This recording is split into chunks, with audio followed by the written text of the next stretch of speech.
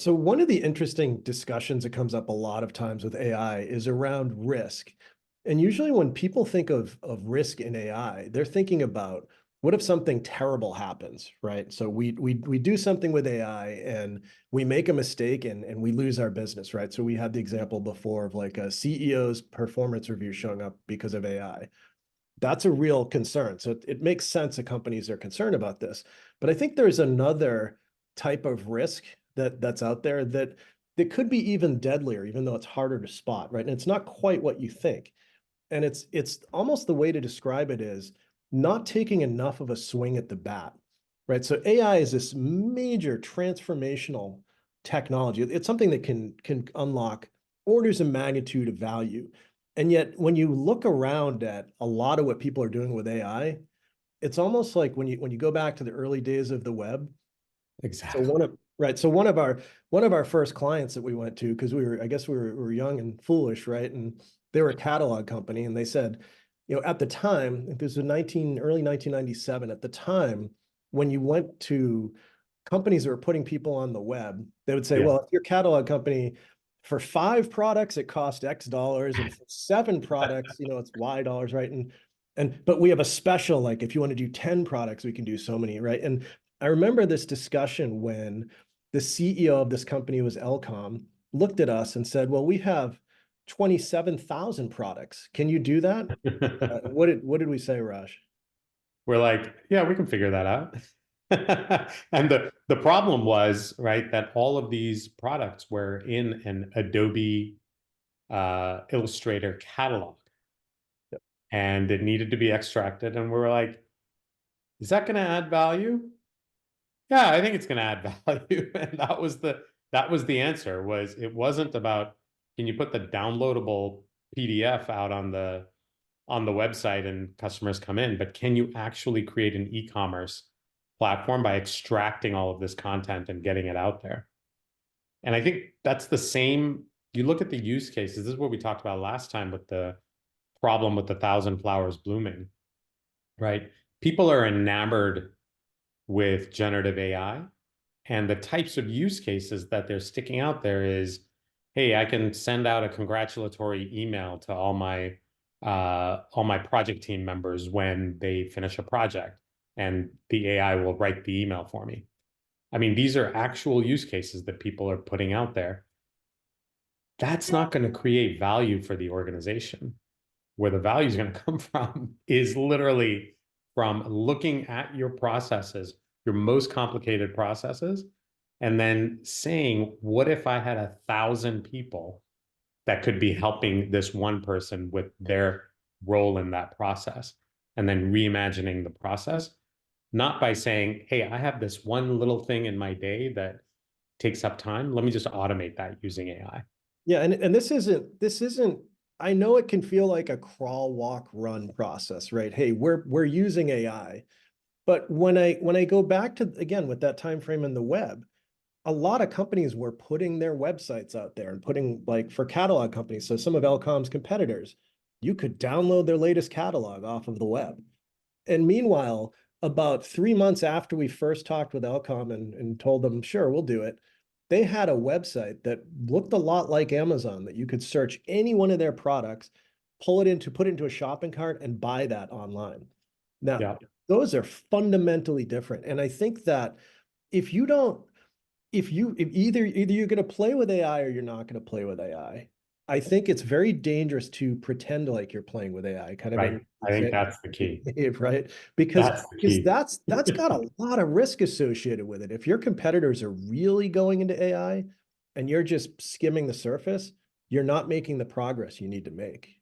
And there are probably two ways of looking at it, right? So way number one is exactly as you described, is you think you're doing AI stuff, but your competitors are really doing AI stuff, right? And you're falling behind just by definition because you're working on these use cases that are not meaningful. It's going to be very hard to catch up if they're out there doing the big use cases. The second one is in 6 months, when the board comes to you and says, so we've been investing in AI, I hear. What's been happening? And you show them that there's some automated email generation versus another department shows them that they've increased sales by 12%, you're going to look foolish if you haven't been investing in the use cases that matter, driving it from the top down in terms of where the value sits. Exactly. And I think a lot of this comes down to the fear of the risk that's involved for taking on taking the big swing, right? And again, if I go back to that example when we took that big swing, and I remember the car ride home when we were like, what did we just commit to? But by the time we got back to the office, we said, okay, well, maybe we can figure out how to rip that. Like there were some pretty big things we had to figure out to make that happen. Yeah. And we just figured them out. And so I think with AI, there are some very big risks that you have to deal with if you're going to swing, if you're going to take a big swing. So, but you can mitigate them. There are ways to mitigate those risks.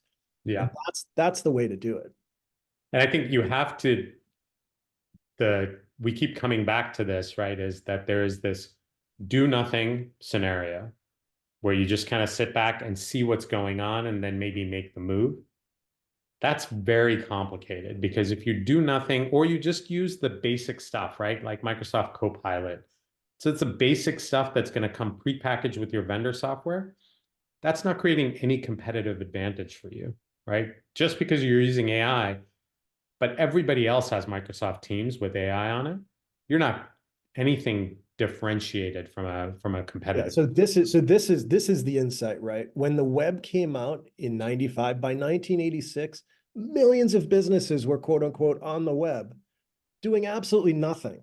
Right. So I think, you said that what we talked about before, the do nothing scenarios is clear risk. And I think anyone can understand, yeah, that's not an option. But there's a lot of things you can do that are effectively the same as doing nothing. So be very careful you don't do that.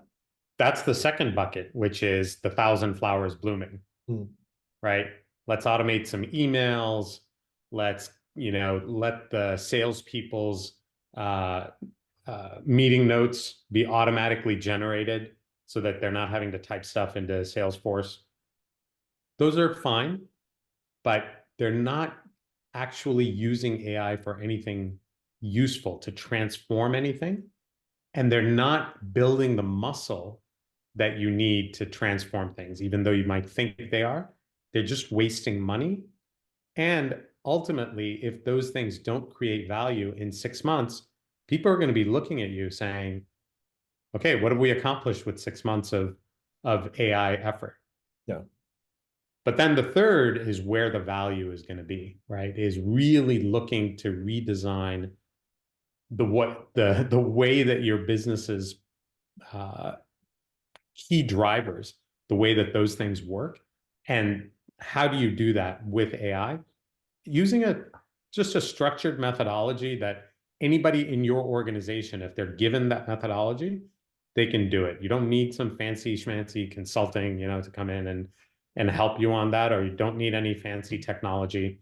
You just need a process, and you need to enable the people in your organization to actually go and work that process inside of your business. Yeah, and I think there's a few keys here. The one thing I can guarantee you on the ROI equation is that if you're putting a lot of investment in over the next 6 months, the I is going to happen, but the R is a question mark. So when we think about AI, if you're going to be doing the investment, you may as well be doing it right. Now, when you go to the gym and you lift weights, if you put little plastic weights on the end and you're doing the reps, that's not going to work, right? So what Raj said before is this is about building muscle. And part of that is by taking some risk, doing some experiments, getting some things wrong as you innovate, but getting something meaningfully wrong.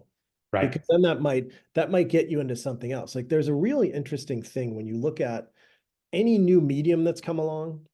Like, so when television first came along, the first few television shows were effectively radio shows with a TV camera on them. Right. And that's fine. So people had the little microphone and they just did the little radio shows, right? Or vaudeville or whatever. And eventually what happened is someone stumbled into the game show format and said, why don't we try this? And what happens is you discover an emergent reality of what's possible. That's when the explosive ROI of a new medium gets unlocked. Right. With AI, there are nuclear levels of AI of ROI ready to be unlocked, but they're not going to be unlocked if you're just chipping away at the edges. That's exactly right. And I think the time frame, right? I don't know what the televised radio show to game show format, how long you had to actually do that. Probably a lot less than what you have with, or a lot more than what you have with AI, right? AI, the adoption curves are so compressed, and everybody knows how to use ChatGPT now, right? Yeah. It's not like you have to have a massive training exercise across the organization, massive change management across the organization. You just have to figure out where the value is and then drive as quickly as you can up to, I love what you said, is make meaningful mistakes, right? Don't make mistakes in automating, sending out emails or summarizing Teams calls, right? Yeah, that stuff will happen. It's a no-brainer. It's not where you should be focusing your best and brightest on. What you should be focusing your best and brightest on is the thing that the board is going to look at 6 months from now and say, wow, that was a meaningful contribution to the bottom or the top line. Yeah, and by the way, this is not happening in a vacuum, right? So we said before, it's not just you that's reinventing yourself. It's your industry that's being reinvented, and your customers, the way that they perceive buying whatever it is that you sell, that's being reinvented. So what you need to figure out is how do we, as we discover what the new game board looks like, now the game board's not going to be totally different, right? What we said before. Unless if you're a taxi cab, fine, it's totally different. But chances are there's going to be a lot of similarities with the game board, and there's going to be some differences. By using your expertise to take these meaningful experiments and taking a very sober feedback loop to look at that, that game board is going to become visible to you, and then you're going to see where the leadership position is before your competitor is. Then you can go after it. Exactly. That's a great way of putting it. One of the CEOs of the companies that I've worked with in the past, during the whole digital transformation phase of the world, right? You know, he had a really good perspective. He said, I don't understand what it is that we think we're transforming digitally, right? We are changing our business using the next set of technology that's coming along. And we did this in in the actuarial process when software came along to do that work. We adopted it. We became better at that. When workflow technologies came out, when the web came out, et cetera, we're not transforming anything. What we're doing is we're doing business better using what's come about. And I think that's where a lot of people get stuck, is that they think they need these transformation teams and these transformation programs. They don't need those things. They need to think about rethinking the business, using the skills and capabilities they have today, but then adding the other skills and capabilities on top of that that are needed. And it's a small twist. It's not a massive jump, right? You're not crossing any big chasm, right? It's not like we're reinventing the business going from, paper mail to now, iPhones. Yeah. That was a huge chasm, and we had to completely rethink how the business would work. This is very different. This is an incremental but meaningful change that will I don't want to say the word transform, but it will change the way that we do work, but not in the way that you might think.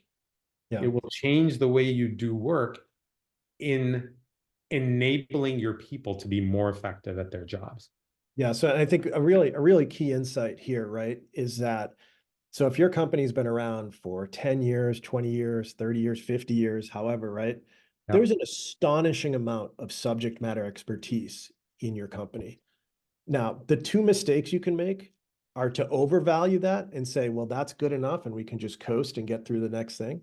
But Right. there's another, and so obviously we've talked about that. If you don't take on AI, you're going to get into big trouble. But the other big mistake you can make is to undervalue all of that knowledge, all of what's in your DNA, and to be head faked by some upstart that raises $30 million from a venture capitalist and say, oh my God, our industry is going to be totally turned overnight.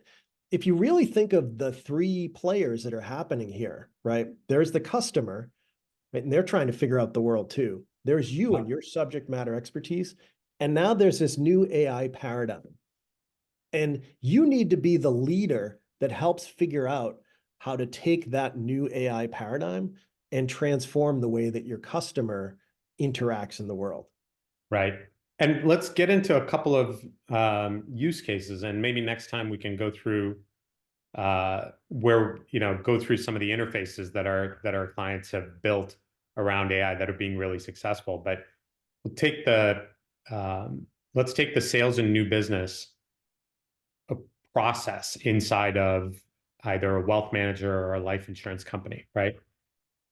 Imagine the way that it works today is that a wholesaler is supposed to go out and call on financial advisors or insurance brokers and describe to them the value of your products versus somebody else's products.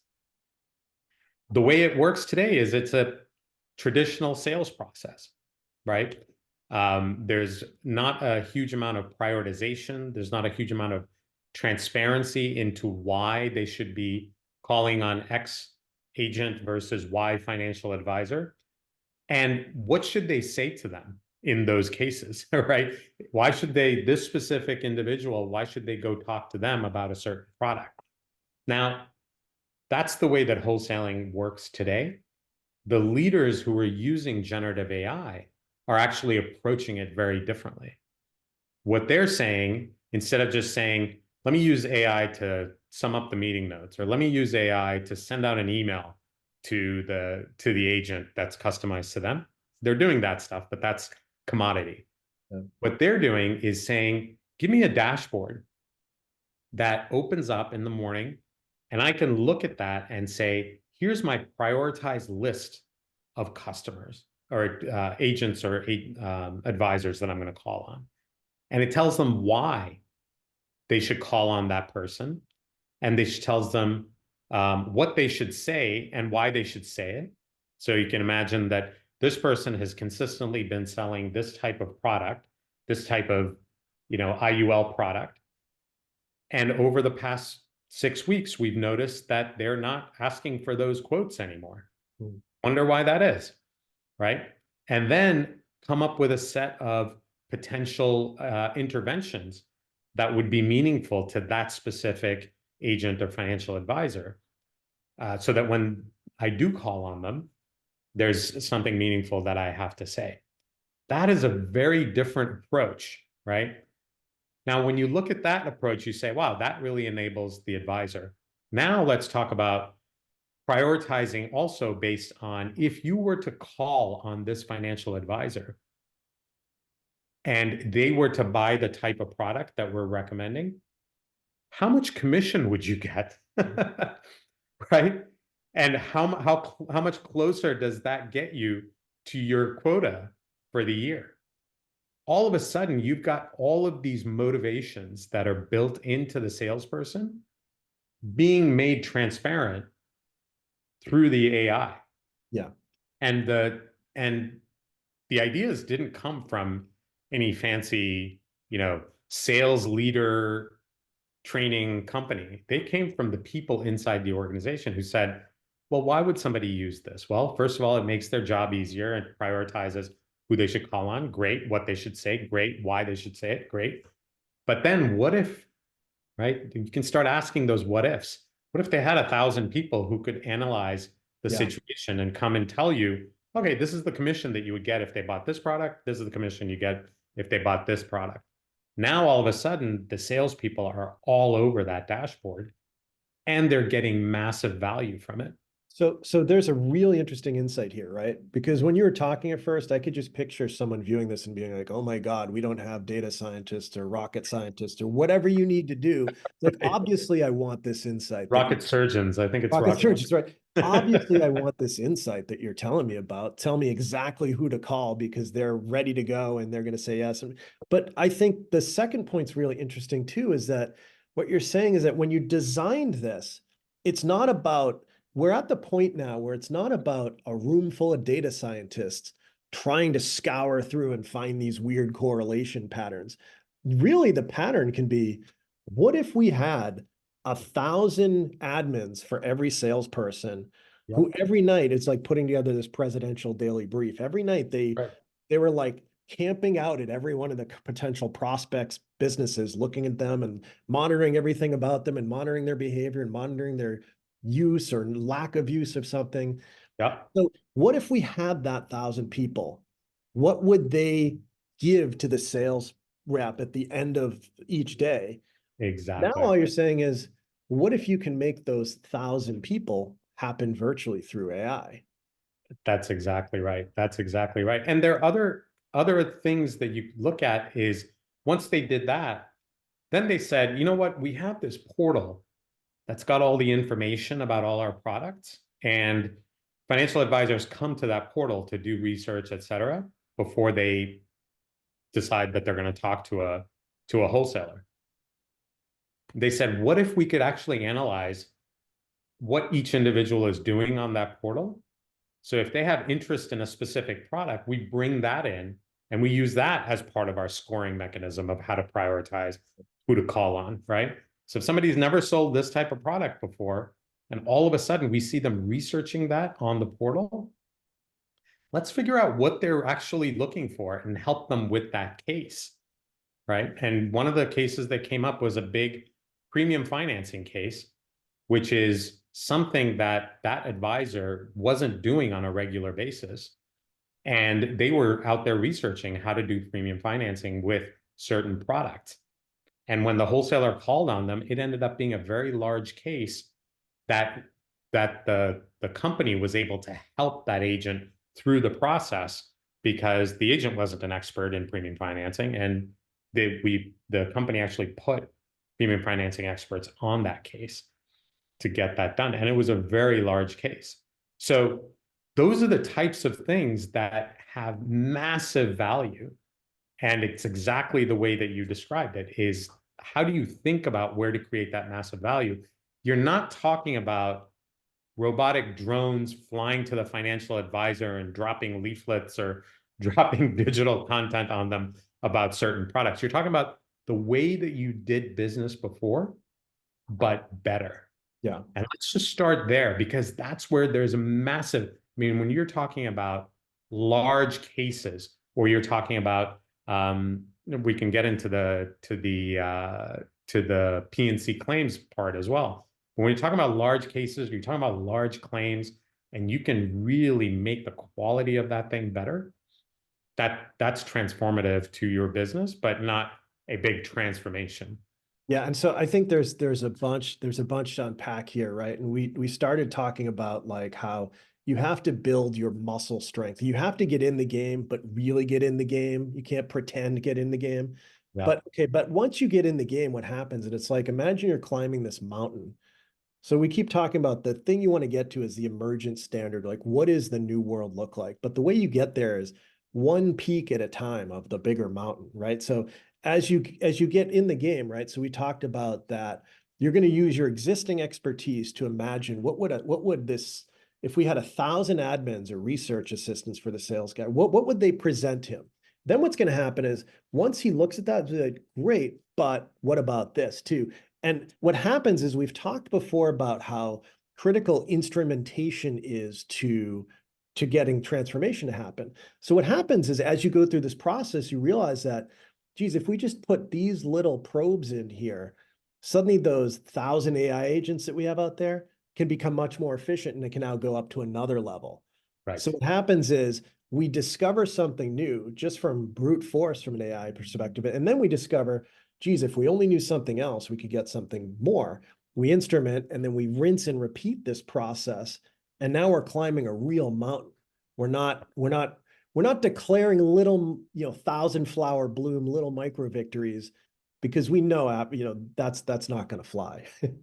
Exactly. You're going for a 20% increase in your sales. That's what you're going for. And there might be 10 steps to get there, right? Step one, prioritize list of who the wholesaler should be calling on. Step two, the in-depth analysis of what they should say and why they're calling on them and why that was prioritized that way. Step three is add the incentive piece on there, which is reaching into the commission systems and reaching into the commission processes and saying, here's what the value is to you personally for making this phone call today, right? And then you start adding more and more layers to the onion, right? Is that the next one is, okay, let's figure out what the advisor's behavior has been recently. And does that indicate something that we need to be doing when we call on them? And slowly you start adding those layers on top of each other. And now you're getting closer and closer and closer to the 20% improvement in your sales. And you're delivering meaningful wins every step of the way, which is going to help create momentum, right? Because if you get out there and you say, hey, we're doing AI and you're just scratching the surface, you don't want to lose the crowd on this one, because this is such a huge transformation potential. Yep. If you're going to ask people for their attention, if you're going to ask them to give you their subject matter expertise as you're doing an AI initiative, make sure you're trying to deliver something meaningful at the end of that, so that then they feel that you're building trust with them, saying, okay, the AI team is actually looking to help do some meaningful things for me. They're not wasting my time. And can I tell you about the failures? It's great to talk about the successes along the way, building these layers, right? Sounds like a beautiful story, but it wasn't. So the first idea was, what if we could help the wholesaler prioritize their list of clients that they're going to call on, right? Great idea. We did it. And we said, here's the list of clients, and here's the list of advisors, and here's what you should be saying to them. You know how many people adopted that? 0. Oops. Right? Like Animal House, right? 0.00 GPA. So we looked at that and we said, how come nobody's using this? It was because it was perceived as a same thing as a Salesforce implementation, right? Which is like, it's done for the sake of management, adds no value to the wholesaler. And so then we said, what would get a wholesaler motivated to actually use this? And then you started adding, well, why should they? Because they trusted their intuition better than they trusted the output of the AI. But then once you started telling them why should they call on this person? Why should they say these things? And why should they be looking at these products? Now you match their intuition to what the AI was doing. And then it started making sense, and then it started creating adoption. Until that why was there, the thing could have been seen as a complete failure.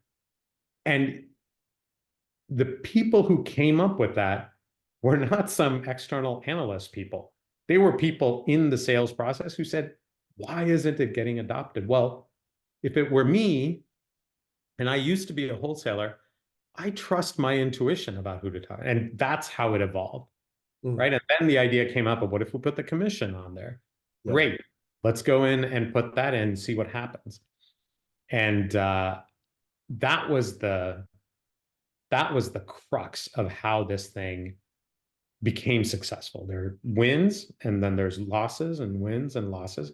But net, we evolved the thing to a much higher plane than where it was to start. So there's an interesting paradigm that comes out of this, right? So at its best, if the end user, say a sales executive, sees this as like a teammate, it's basically, if AI is like a new teammate, right?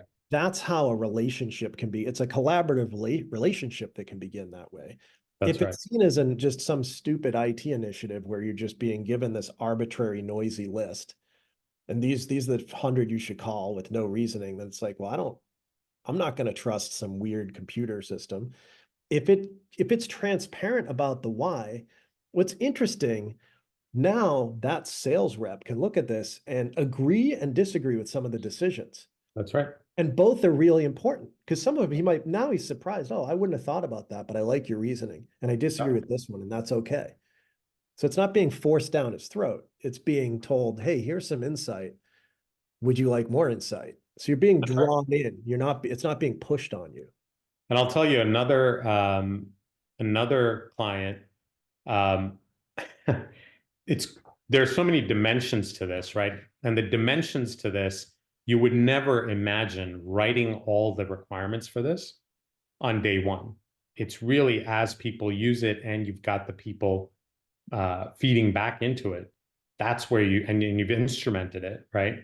That's where you start driving. So another client, on top of all this, what they realized is some of their wholesalers only talked about fixed income products with their customers. And the others only talked about equities, and the others only talked about funds versus individual equities, that kind of thing. And what they realized was the conversation that they were having with the financial advisor was based on what they had experience with and what they felt comfortable with, because they didn't want to sound stupid when they talked to the financial advisor, right? And they didn't have any option to phone a friend, right? So even if the financial advisor had a client that needed an equity portfolio, if I'm a fixed income wholesaler, I'm talking about fixed income because I feel uncomfortable talking about the full suite of products.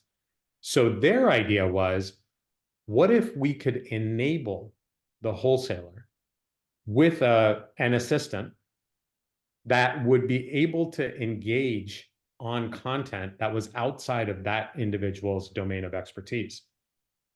So now when you had the prioritized list and it said, you should talk to them about A, B, and C, if the person was like, yeah, A and B I'm comfortable with, C I need help on, first giving them the right content so that they could read up on that, but then live in the meeting with the advisor, they can actually go to the ChatGPT type interface and ask the questions that the advisor has, right?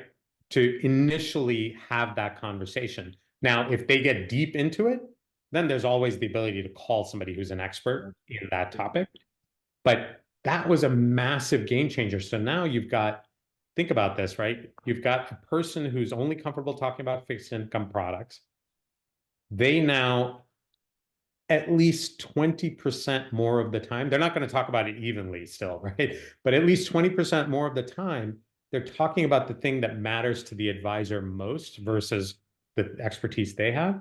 The conversion rate on those meetings went way up.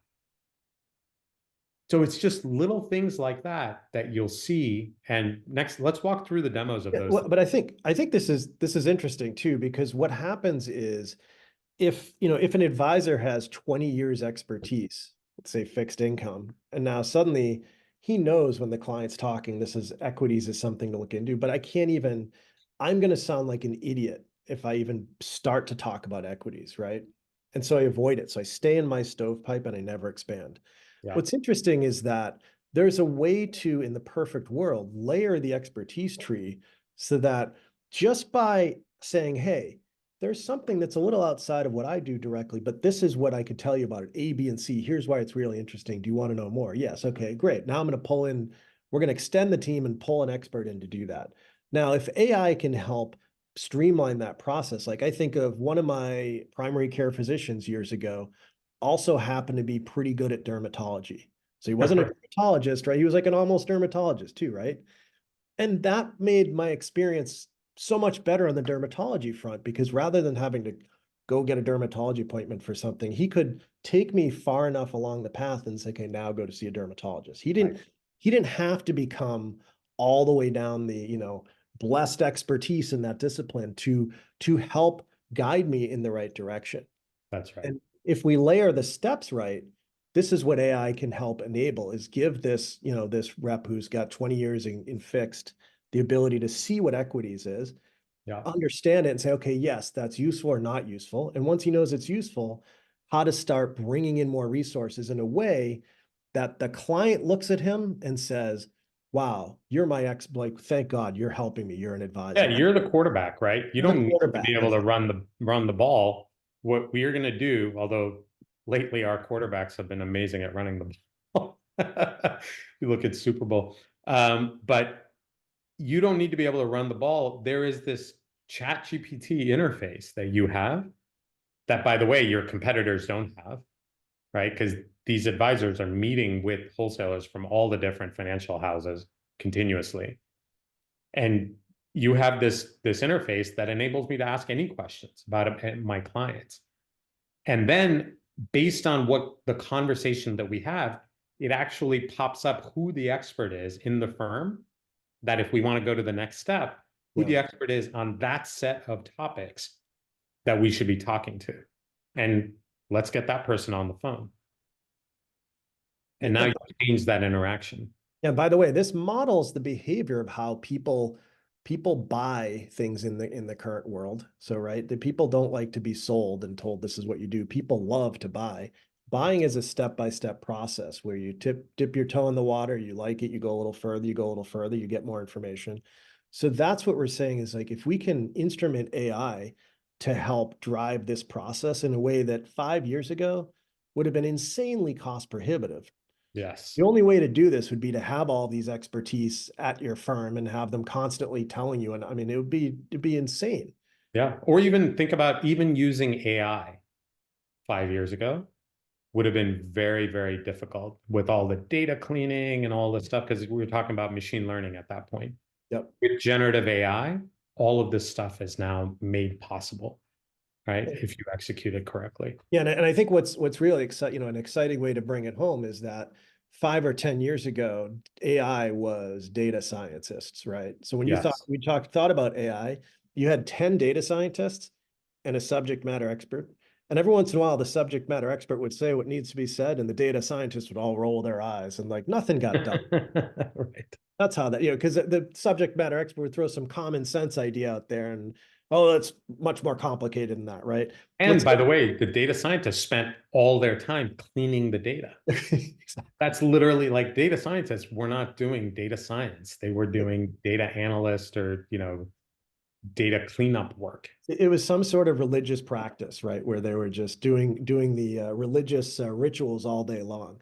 But from a business perspective, like, yeah, occasionally something happened, but you weren't getting real stuff done. What's interesting about where we are in generative AI, we're at a layer where, yeah, there's still a lot of data science that's going to happen, but we're above that layer. That's right. The real thought work being done is done by subject matter experts now. People with real deep domain expertise, people who know how to run companies, people who know how to operate in a business. That's right. a really fun place to be. That's right. It's democratized, I think, is the term that people use, right? It's democratized the ability to use AI and to use it. The beauty of generative AI is in the interface. You're not trying to launch some big complex interface. You're just providing a chat, right? And the individual chats just like they would on, ChatGPT on their home computer. They chat and you get content that's been vetted, that you're able to share. And there are some the work that needs to get done so that you're not putting hallucinations or you're not putting things that are in violation of regulations on the screen in response to your chat. But that piece is something that is built into the system, right? That vetting and even pre-authorizing. So some of these things, what we've done is, as you talk about different products with the advisor and you're using the chat interface, the way to actually make sure that the hallucinations aren't showing up are to have one layer between a direct access to the GPT and actually getting content that's been pre-authorized. And the way to do that is you have a pre-authorization step, which goes out and imagines, based on the content, imagines every question that could possibly come up and all the potential answers to those questions. And then you have a period of time where you have the experts go through and approve, thumbs up, thumbs down on the questions and answers, so that you have a fully vetted set of questions and answers, which then are what's exposed to the end customer in this case, the financial advisor, versus giving them direct access to Yeah, so something. this is an interesting scenario, right? You can almost think of this as like frequently asked questions times 1,000, right? Exactly. But what's interesting is that because it's pre-baked, no one's ever touching the live AI. So nothing that they're touching, there's no risk of hallucination because you vetted it out. And from a workflow perspective, the amount of work it would take you to imagine all of these, say, 1,000 questions and then imagine all of the possible answers, that would be an enormous undertaking. Whereas having your experts thumbs up, thumbs down, vet through that Yeah. is orders of magnitude less effort. So we have the ability to eliminate the hallucination or issue, right? While still generating massive amounts of content. And again, there's a million little hacks, like this. Right. Hack is probably an understatement, right? But there's a lot of different ways that we can take this science, this like protoplasma of AI that like landed on our laps, and turn it into a real engineering solution that Yes. produces an order of magnitude or 2 orders of magnitude of benefit. And that's what that's what these videos are going to be about, right? And then obviously the next video that I think you just alluded to is responsible AI. There'll be a whole topic that we can cover. It's Yeah. not an amorphous, oh my God, how do we do this? And we can't, there's a way to put a box on it. We're gonna go through a pretty rigorous but simple methodology on how to put a box and how to be responsible with AI. Yeah, no, I think that would be a good next video. And the thing that drives me crazy is the level of confusion that people create, right? Should I use this LLM? Should I use that LLM? Should I use open source and financial services? Will open source work? What about prompt engineers? Do I need to hire prompt engineers? Here are these like there's so many different threads out there that everybody's talking about. And most of it, 99% of it, is not valuable to the end business user who is trying to Yeah, change the answer the way the I business is often give for these questions is the stakes couldn't be lower. done. Right, like it's not about which LLM you use, or like that's not where the game's being played. Exactly. Exactly. Unfortunately, that is where the game is Well, being that is where, yeah, right. That's not where the game will be won, right? That's not where the that- business game will be won. That's where the sensationalism and thinking about how the technology is evolving, et cetera. And people get stuck in that mode versus getting stuck in the let's figure out the real business value mode. And that's going to be the big flip, right? And the same thing happened in digital when we're talking about robotic process automation. Well, do I use Blue Prism or yeah. UiPath, and which one's better? How do I map my processes? You know what?